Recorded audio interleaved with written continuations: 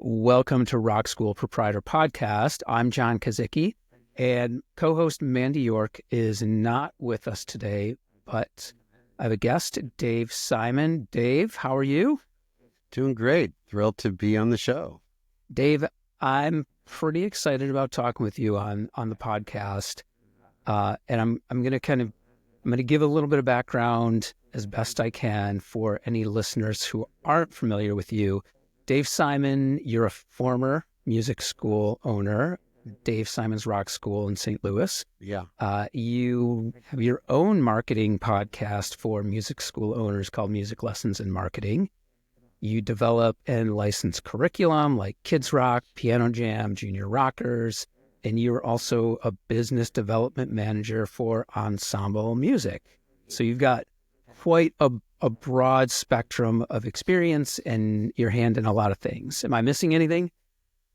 No, other than I don't really get to sleep much because I'm so busy. But yeah, you covered all bases. And I'm a bass player, so pun intended. Well, and I want to say that this is kind of fun for me because I've been a guest on your podcast a few times. Yeah, 2 or 3 times. So it's and I do expect to be on your podcast at least that many. I got a spreadsheet. I'm keeping a tally. Yeah. Well, so it's going to be fun for me to kind of be on the opposite end, asking you questions and leading the discussion rather than me replying to your questions and you leading the discussion. So, a little backstory. I first heard your podcast, I want to say it was maybe 2017, maybe early 2018. I think. I launched in 18. Okay. Yeah. Okay, so then it would have been early 2018 when I first discovered it. Yeah, January of that year. Okay. All right. One thing that has always stuck in my mind, and one of the reasons why I enjoyed your podcast, I connected with you and ultimately contacted you about licensing your Kids Rock curriculum, was your philosophy on practice in music lessons. And you even had a slick name for it, and you called it the practice problem. Now, I know it's been a while, but what's the short version of the practice problem? Well, the practice problem is, it's the elephant in the room. It's the big thing that parents fear most is, okay, we're signing up for music lessons. There's going to be a practice expectation. Maybe the parent's thinking, I took music lessons when I was a child and I hated practicing. There's this fear that history is going to repeat itself, and practice is really quite often the number one metric that a parent is looking towards to kind of measure success. And I really started to think about this more. Is quite often when a child would drop out of music lessons at my school, I'd ask them why, and 9 out of 10 times it was, well, my kid's not practicing. Yeah. And I realized at that point, it's like, okay, like it's kind of too late. It's kind of hard to persuade the parent at that point to come back, but it made me think about the message as music school owners that we're sending to parents. And that message comes from the fact that music lessons is probably the only after-school activity, probably also the only in-school activity as well that's done one-on-one, and it's the only after-school activity that there is a practice expectation.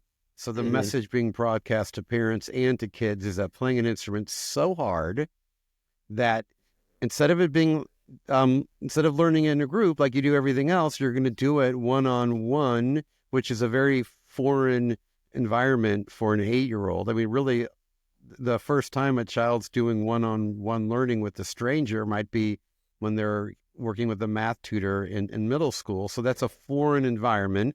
Right, which kids don't want to have a tutor for math. Right. And it's to say to a kid, all right, you're 8, go into this room with this adult that you've never been in a room with. The room's usually kind of small. So, it's a potentially intimidating and foreign environment. Oh, and by the way, kid, you're 8 and we're giving you homework. You got to practice. Exactly. I mean, And, practice is homework, and regardless of how we try to spin it.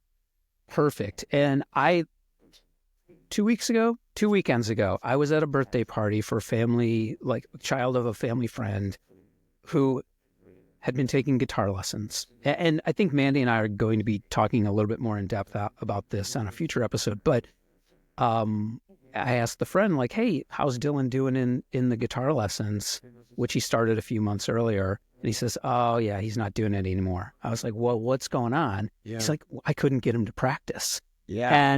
And then we got into the entire discussion. I was asking the right questions like, okay, well, what other activities does he do? What was he learning in those lessons? And I even mentioned like, oh, okay, well, yeah, the instructor's even calling the practice homework, right? Yeah. So you're exactly right. You're exactly right. Well, and it's also parents saying to a parent who's coming into music lessons already with this idea of, okay, I want to sign my child up for music lessons. Why? Well, because other people like me are doing it. It's a way to kind of fit in with my social group. Music lessons is one of the top after-school activities that parents is going to consider. And it's also a way for signing your child up for music lessons is reinforcing a parent's kind of voice in their head of, I'm being a good parent. Good parents sign their kids up for music lessons. And so to say to a parent, hey, look, your kid's 7, we're going to put them in Kids Rock. Already you're going, whoa, wait a minute, that's a group. Good parents sign their kids up and they put them in private lessons. And then when you say, oh, and by the way, there's no practice expectation, now you're challenging their whole self-image of what it means to be a good parent. And in order to successfully do that, you have to create a news story for them.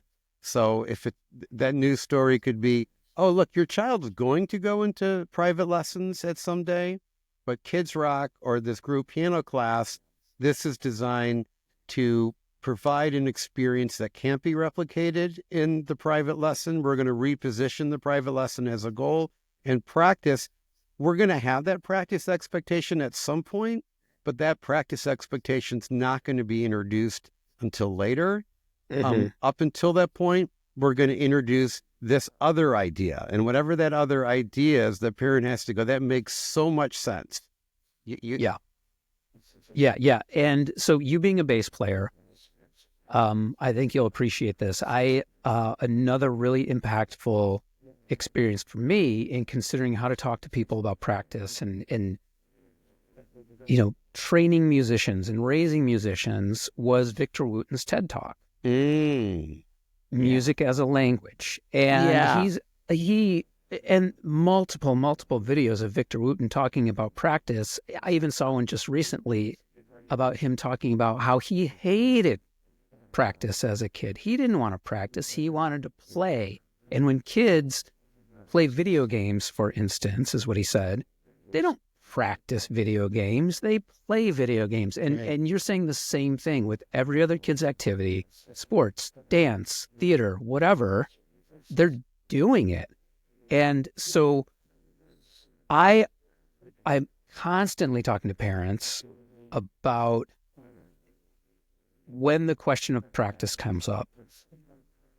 I talk about all the other things that are beneficial in how we run our programs that have nothing to do with practice, that you can't get from just practicing or one-on-one lessons, like socialization with other kids in the groups, the interaction that you have and the creativity involved in playing, and how you actually can learn different things in a faster way when you're playing with other people because you're in that situation, so you have to adapt.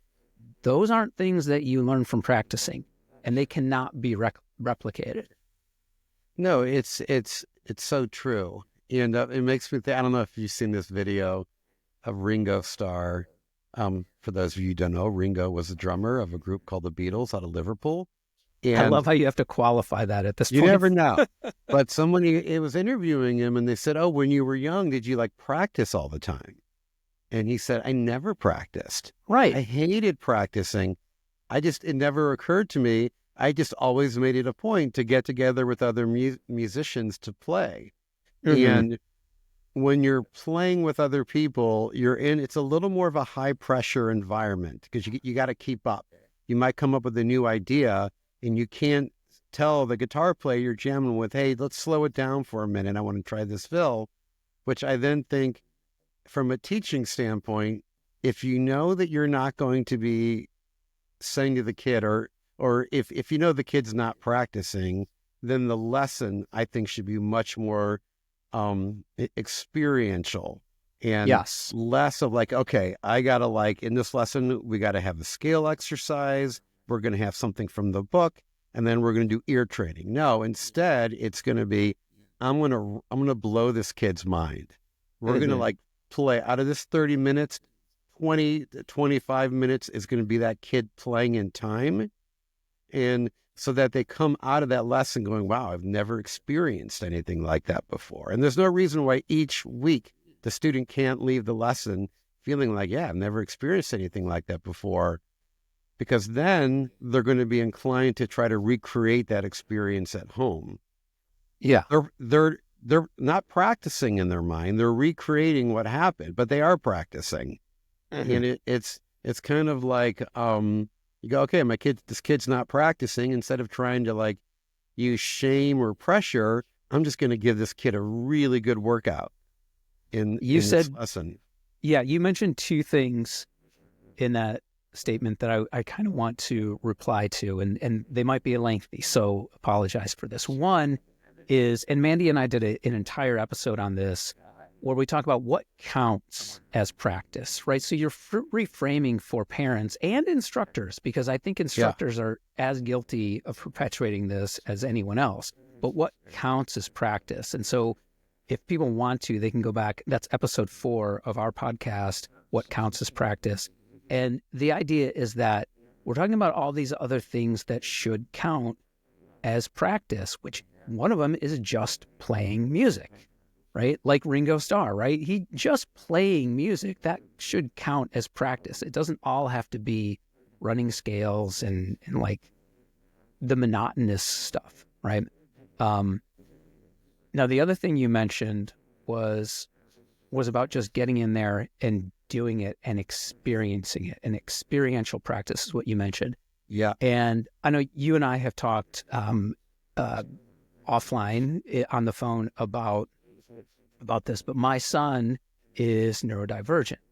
And when I started learning about developmental stages of kids, what I really learned and applied not only to being a parent, but in my business as well, is how important it is for you as a teacher, whether that's like your own child or in your lesson business, to find what developmental level that kid is at.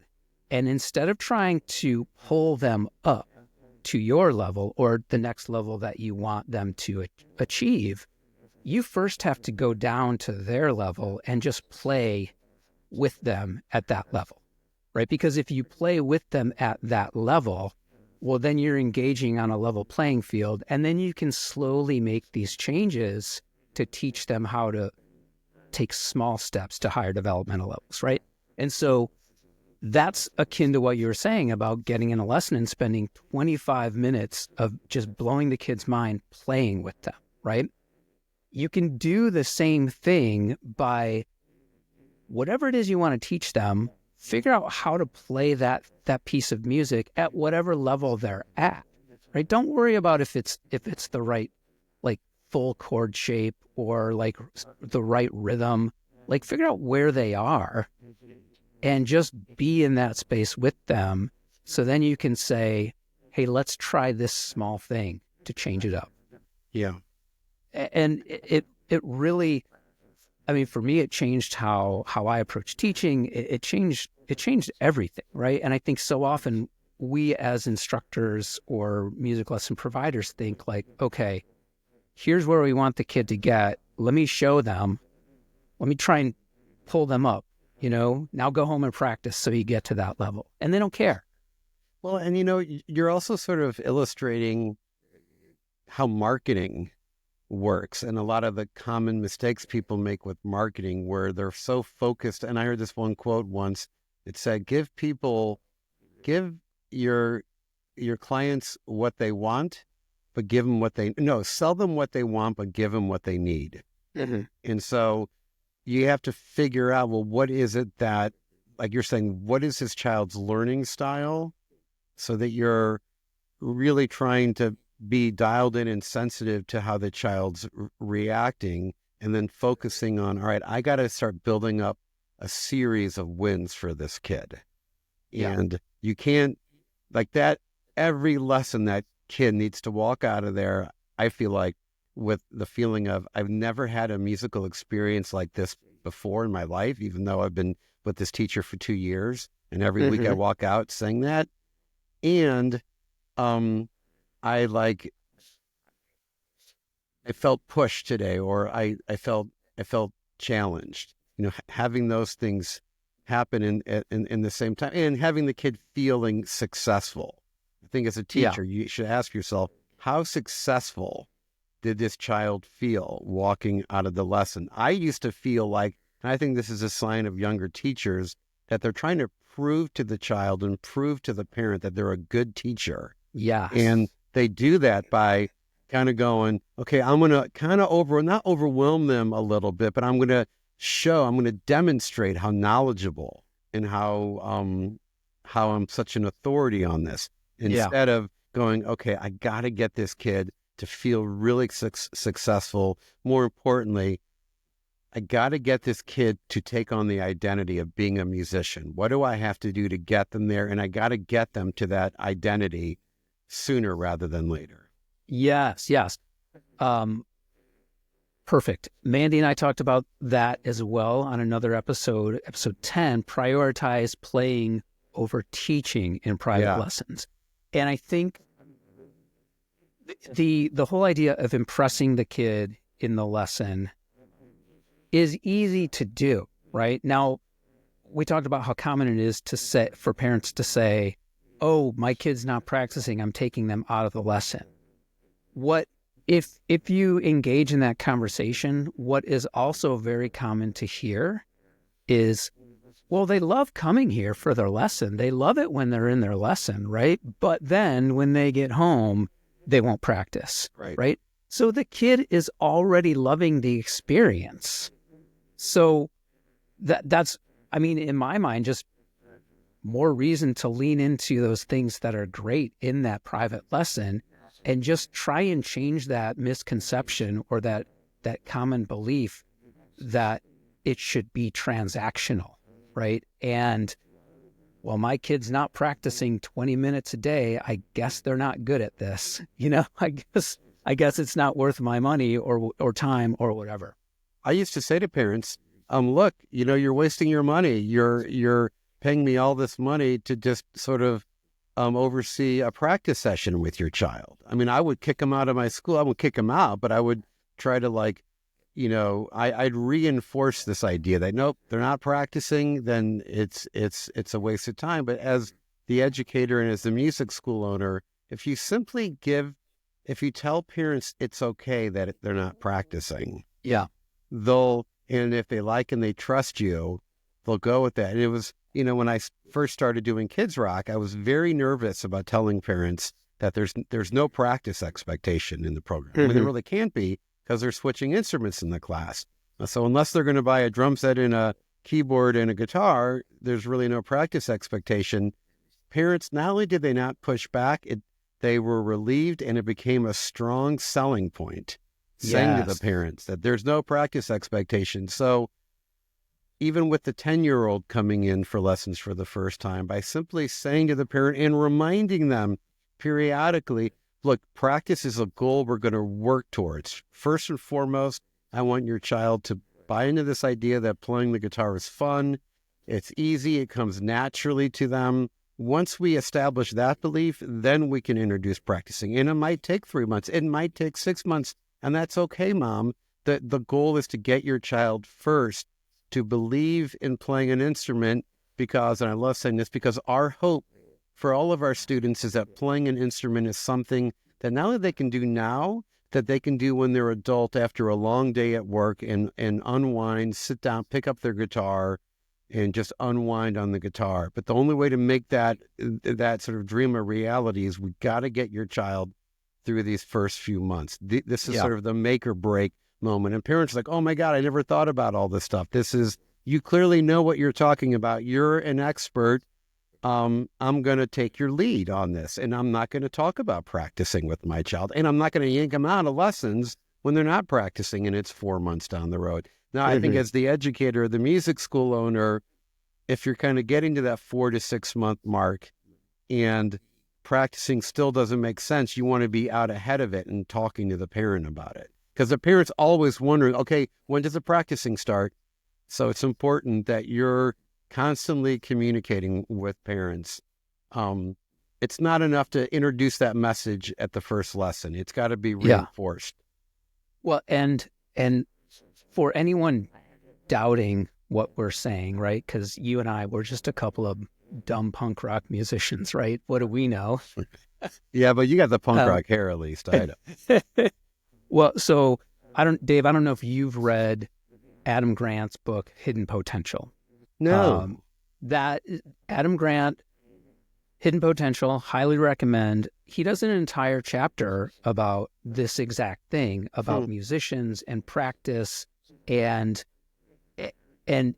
he, I'm not remembering exactly the takeaway from the chapter, but he even refers to that concept of practice as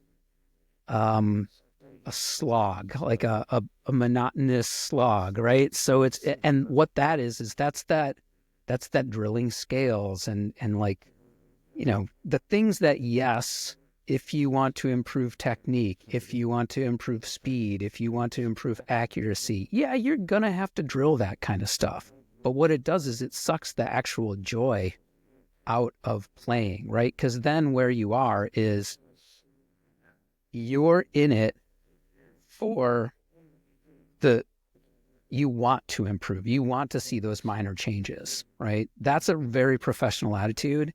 And most of our students aren't in that mind space. And some of them never will get to that mind space. And that's totally fine. Yeah. But so point being is like, don't take my word for it. Don't take Dave's word for it.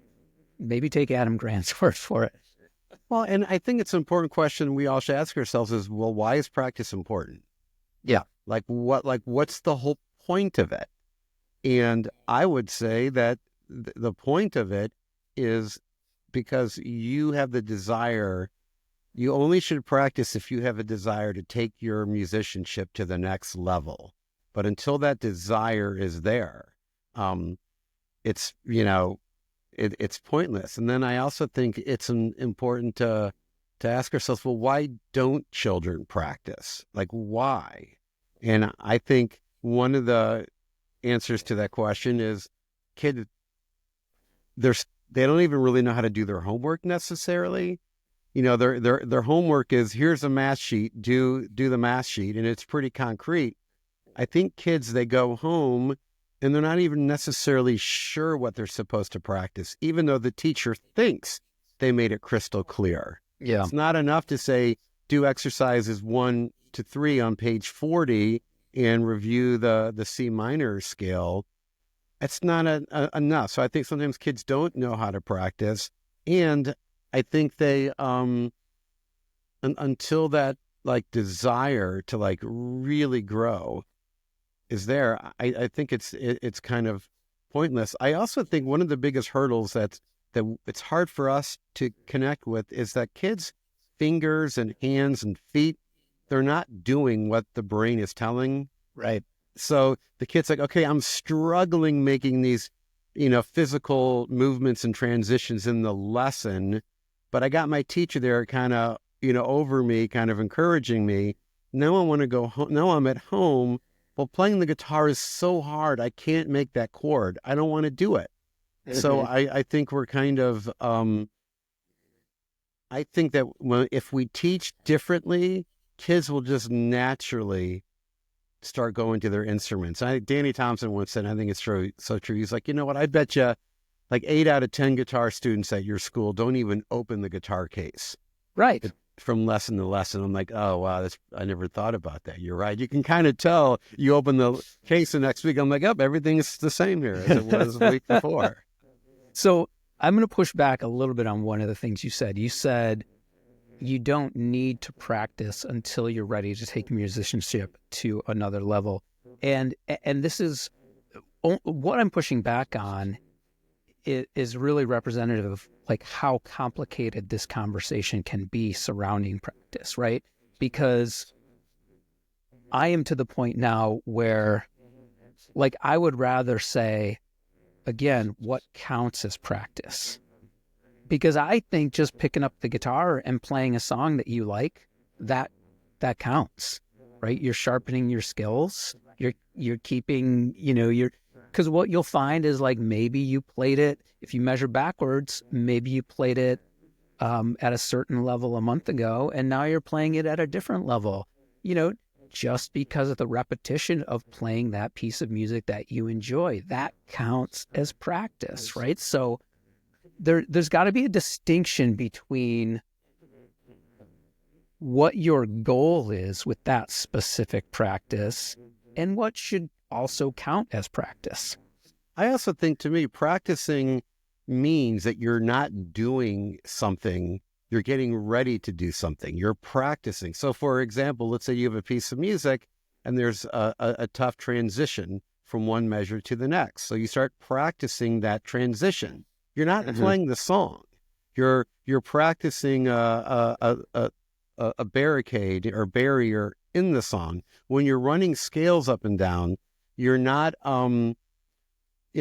playing. I mean, it's music, but you're practicing it. You're practicing it, to maybe see the patterns on the neck. You're practicing to build your finger strength. You're not sort of in that meditative state. Yeah, I am now playing music, and I feel elevated. So I think practicing is preparing yourself to do something. And I think I think what kids want, number one, out of music lessons is they're looking for social equity. They're looking for little musical nuggets that they can show off with. They want to show grandma when she comes over for Thanksgiving that they can play 4 measures of music over and over. And they want to go, when they go to their friend's house, they see that the friend's got a piano there. They're thinking, ooh, I've got 4 little musical motifs that I can show off. So the more you can kind of build up these little musical motifs that kids can kind of take around to build status, build credibility, maybe play at a school talent show, those are the wins that I'm talking about. But once a kid, I'll never forget when I was a kid, my babysitter taught me how to play the introduction of Come Sail Away, that Stick song. Yep. It's got this kind of Baroque sounding piano intro. All I could play was 8 measures of it. And I really wanted to learn more. But that desire that I had, if someone said to me, well, if you want to learn the whole song, you're going to have to put in about 18 hours of practice, I would have been sign me up, because I really want that. I'm going to riff on that a little bit because you mentioned that's what kids want. I would argue that that's actually what parents want too, because when parents put their kids in music lessons, they don't think about oh, this is going to be great. I can't wait to listen to my kid practice every week. What they have in their head is maybe it's the holidays and they have family over and the kid sits down at the piano and plays a song and the entire family enjoys it. That's what parents picture. Or maybe it's, they're camping in the summer and they grab a guitar and they're strumming along around the campfire and people start to sing.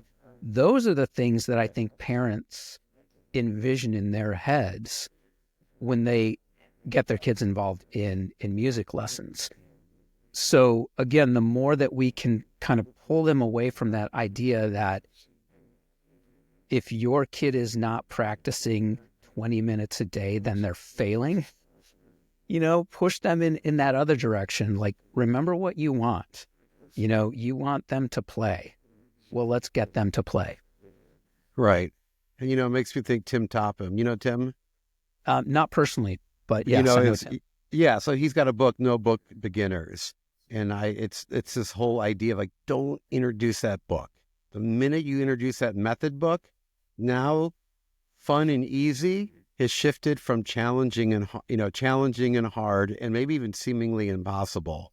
So it's sort of, and I think Victor Wooten talks about this. It's like, get a child to express themselves musically first, get them to communicate musically, allow them to experience what it's like to sort of take all of their emotions and funnel them through music, and then introduce, how to read. It's like same with, we're not taught how to read until what, like we're 4 or 5, or we're introduced. Right. So we've got a good 3 years. So we got a solid year of listening to speech, and then we start speaking a little words. But usually by the time we're like 2, we can really express ourselves pretty well, but we can't even read the ABCs. And I think that's a great approach to take to music, is let kids experience the thrill and the joy of playing an instrument first, and then bring in the Hal Leonard book. How much of that thought process influenced your development of your Kids Rock program? And for anyone listening who's not familiar with Kids Rock, and that's a program that I licensed from you and utilize in my studio also. It's for kids 4 to 7 years old, learning the basics of drums, piano, guitar, and singing in a band. How much of that thought process influenced your creation of that program? Well, it took me a while to have I had to develop the confidence and be willing to challenge parents' ideas of what a music lesson's supposed to look like. Because even Kids Rock's challenging that. It's, the question, if you get a parent calling you and say, hey, I got a 5-year-old, do you guys take guitar students that young?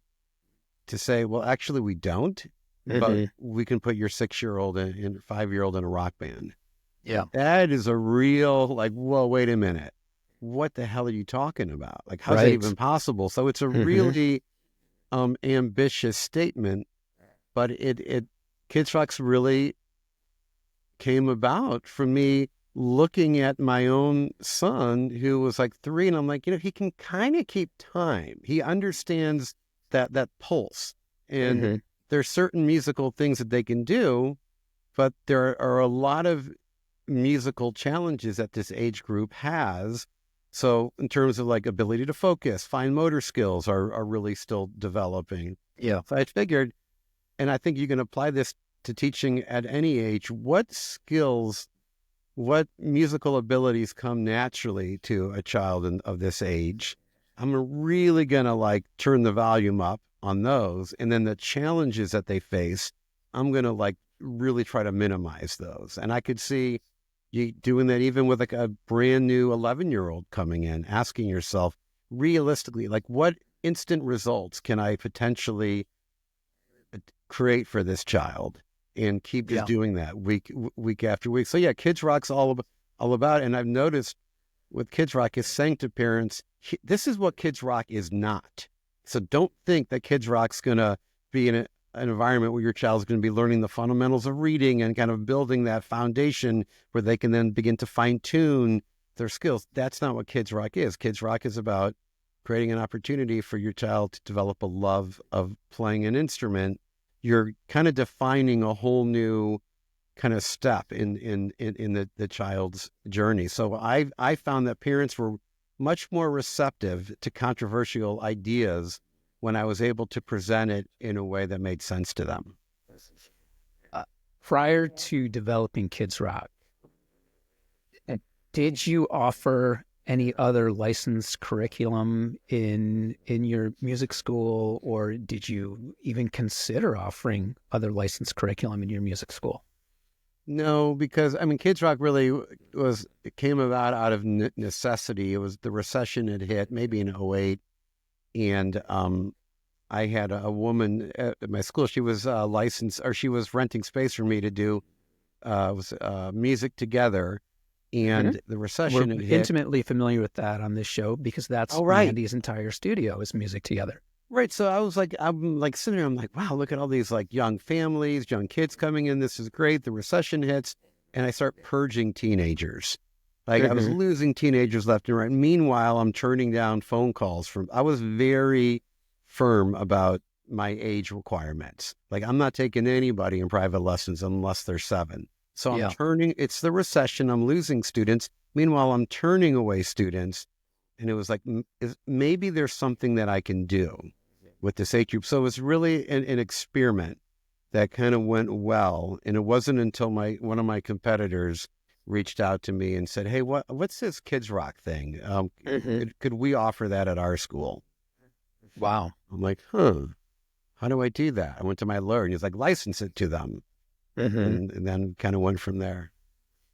So now in your position as the licensor of Kids Rock and Piano Jam and Junior Rockers, have you observed any, with your licensees, are there any traits or Mm. any hints that you see when you talk to potential licensees that they're going to be either successful with your programs or maybe like, I don't know, they don't necessarily have the right mindset?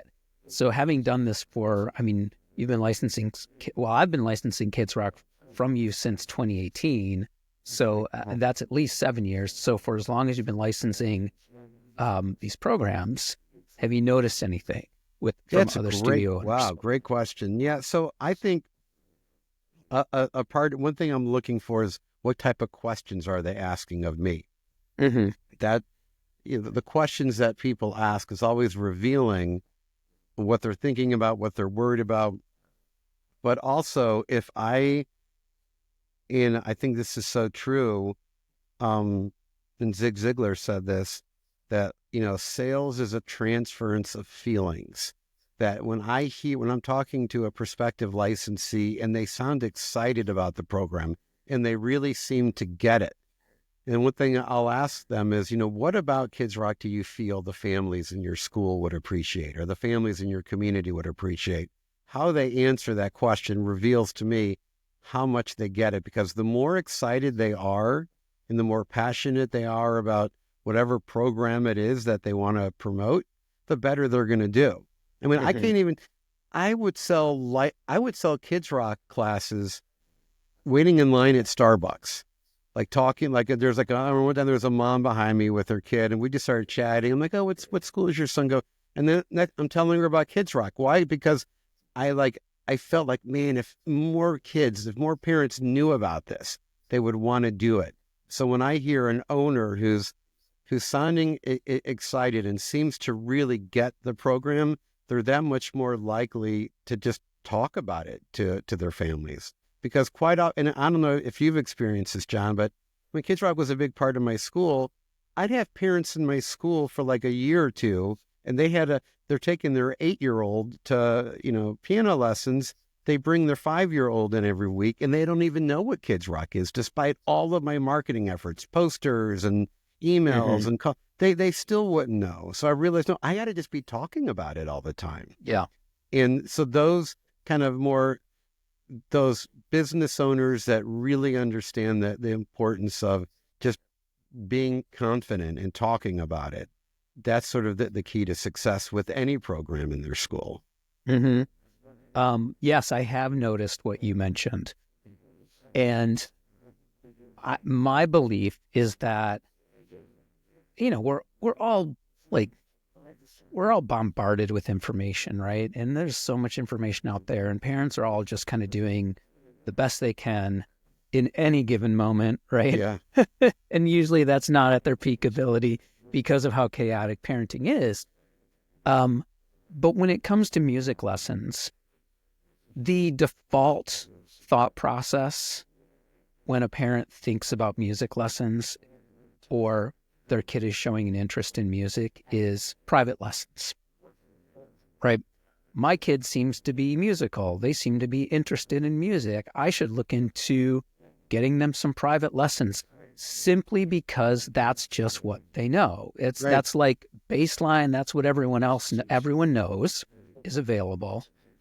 And there are all these other programs that might approach music differently, but they just don't know about them. So as the studio owners who are doing things differently, as the studio owners who are offering a program like Kids Rock, or in my case, our rock band programs also, it's so important to not just accept that when someone calls and says, oh, hey, I'm looking for private lessons for my kid, that's actually what they're looking for. Right. They're looking for an outcome, and they believe Yeah. private lessons is the natural, vehicle to take them there. Yeah. But that's like, I mean, I know it took me a long time to figure that out, because people would call me and say, I'm looking for private lessons. And I'd say, oh, cool. What days and times work for you? And that's just, there's so much more that you can do to help someone in that situation.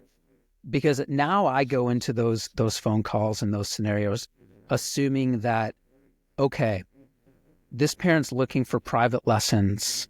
Do they know what else is available? Do they know why they want to get their kid involved in music? What is it that they're looking for? Do they just assume that private lessons are the only thing that's available?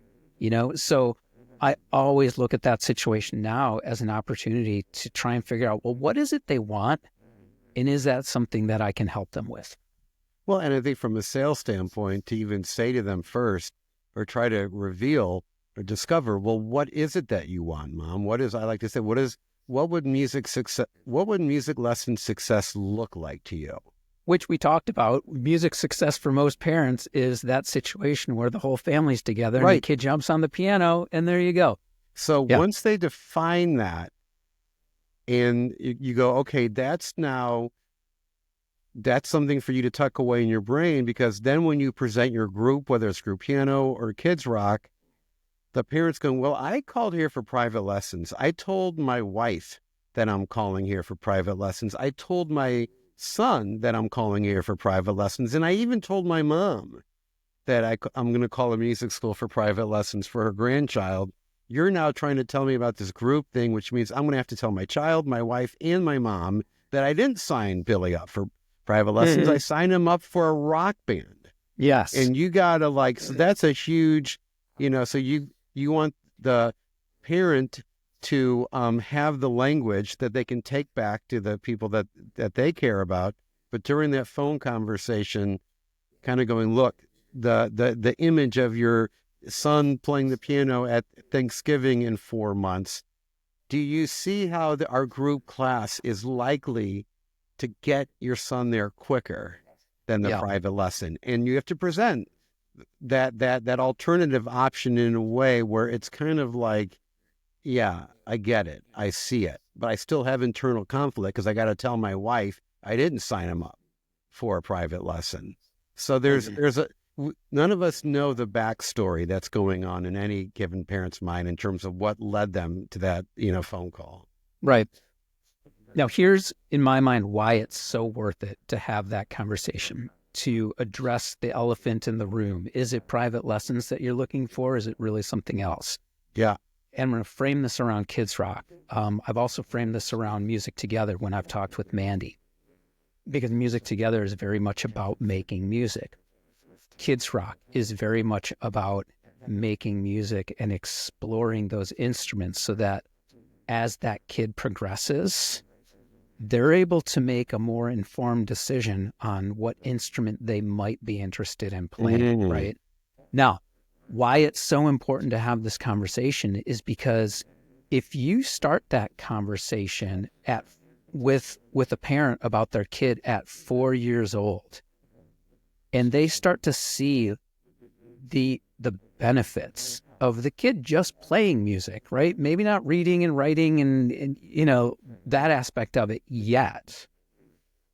At that age, when they see that benefit, that's going to stick with them. So then if you're in a situation like myself, where we have interactive band programs from 4 years old all the way through adults, it becomes way easier over time to populate your student or your studio with families that believe in the importance of playing music versus practicing music. Mm-hmm.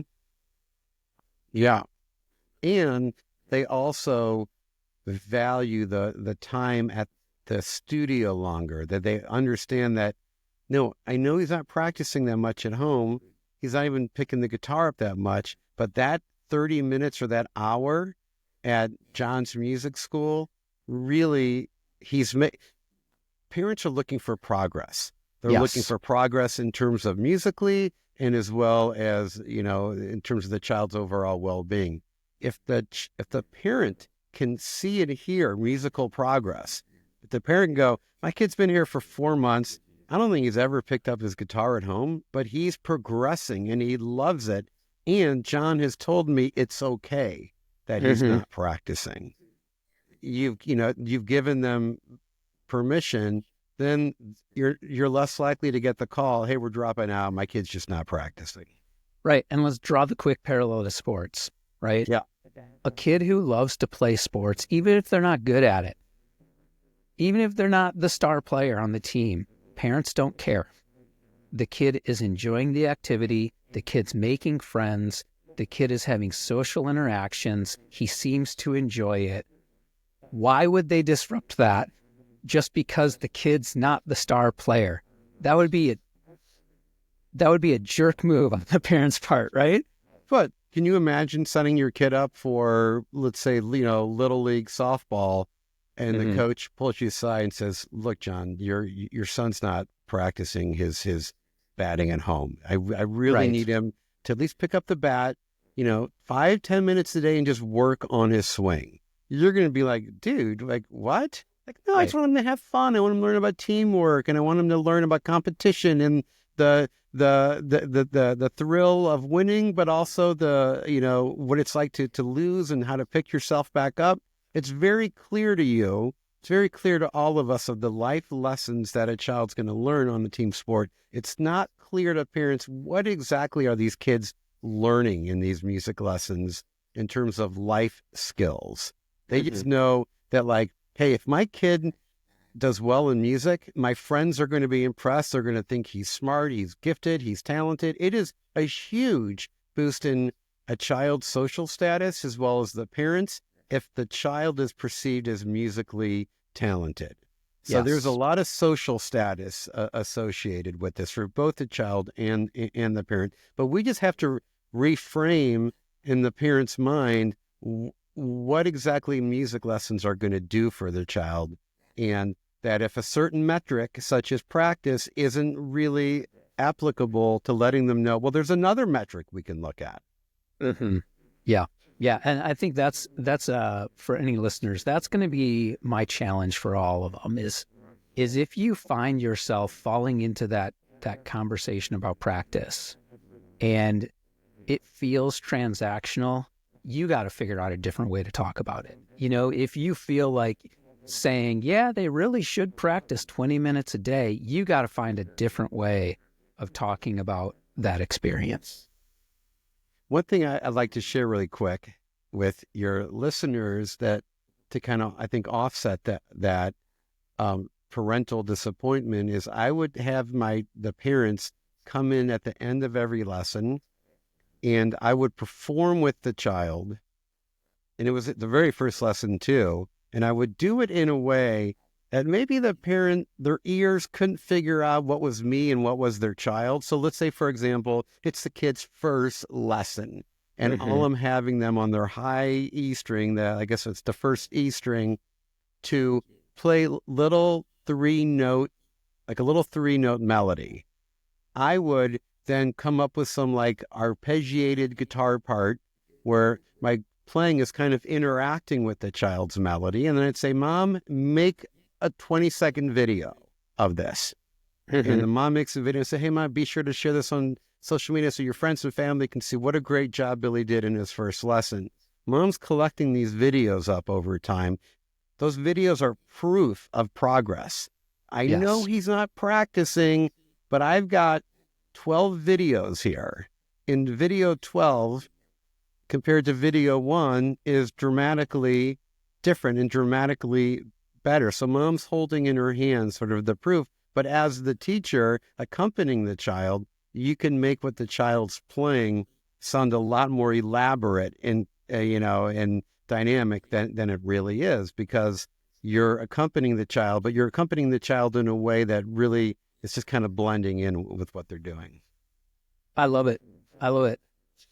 So Dave, I think we're gonna bring this home. But I always, we've had these conversations like not recorded, and I always love them.